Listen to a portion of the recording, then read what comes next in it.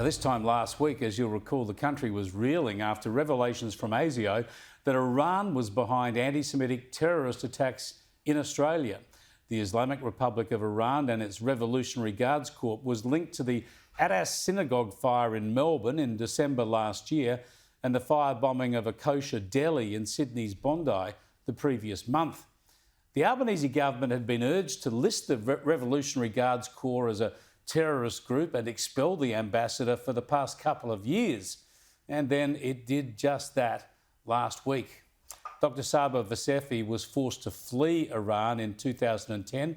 She's a journalistic and academic expert on state violence at the University of Sydney, and she joins me in the studio. Great to have you on the show, Saba. Thank you. Tell us about this news when it was first announced. Presumably this wouldn't have surprised you, the role of Iran's Revolutionary Guard in these attacks in Australia. I think whenever we are examining any kind of dehumanization by the Islamic State in Iran, we need to acknowledge that we are referring to theocratic, totalitarian and fundamentalist regime that systematically and historically they have destroyed all human and moral values in order to sustain their power. But what is shocking, why some of the Western politicians chose to appease them rather than challenge them and subvert them.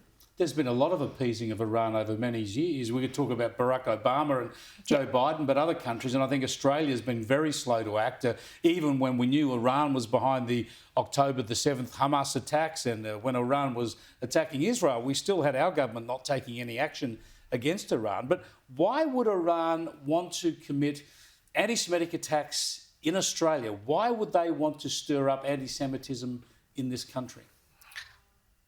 The state-sponsored terrorist attack plots which happen in Australia, they are not isolated cases.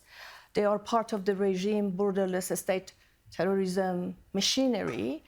It has been well documented that the Islamic State in Iran has carried out over 360 assassinations plot, attack, and the most important case, for example, happened in Argentina, when they, which is very well known to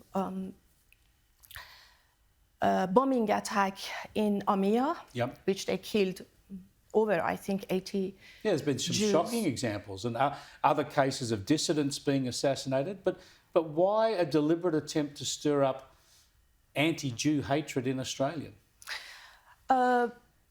It is not limited to Jews. It's their pattern of behavior. They annihilate and they eliminate and they silence all people who oppose them. But if, getting back to the historical fact, the founder of Islamic Revolution, Ruhollah Khomeini's hatred from Israel began even before the victory of Islamic Revolution, because Israel was supporting the Shah. Right. That's why. And I think Khomeini was a professional manipulator and Machiavellian and just person with this extreme obsession to become a global Shia leader, which that obsession motivated him to exhaust all the avenues and all the sides. And if you have a look at the facts, existing facts, how he exploited everyone, I think, all the states across the world. During Iran-Iraq war, he got weapons from Israel. Right. And then he constructed terrorist Hezbollah in Lebanon in order to expand his wings of influence and interference among Shia or Muslim world. Yeah, it's stretched to Sunni groups too with Hamas. But Yeah. how much safer would the Middle East be if Iran stopped exporting terrorism through Hezbollah, through the Houthis, through Hamas?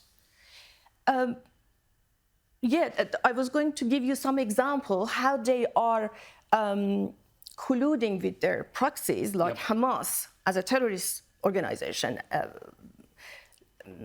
Hezbollah in Lebanon, because during the war between Iran and Iraq, when Iranians were under the rocket of Iraq, while the Palestinian leaders supported Iraq, while the regime got the weapon from Israel, and then Khomeini sent all the forces and sources to Hezbollah in Lebanon to support them in their fight with Israel. However, anti-Semitism after Khomeini, during the leadership of the second unelected supreme leader in Iran, become more visible, because Ali Khamenei is referring to historical claim that Jews did not capitulate to Prophet of Islam, Muhammad. Therefore, they are most dangerous enemy of Islam and Muslim. And they funded all the argument about to propagate the idea that all the Jews are corrupt, globally corrupt and deceptive. It's just shocking and dangerous. Yeah, and another danger that it can be considered as a serious threat for Jews, because Khamenei categorize all the Jews who are living in Israel as Zionists. That's why he's keep calling the abolition of Israel and annihilation all the Jews in Israel. Shocking stuff. Thanks for your insights, Saba. You've lived it and you continue to live it as an Iranian Australian. I appreciate it.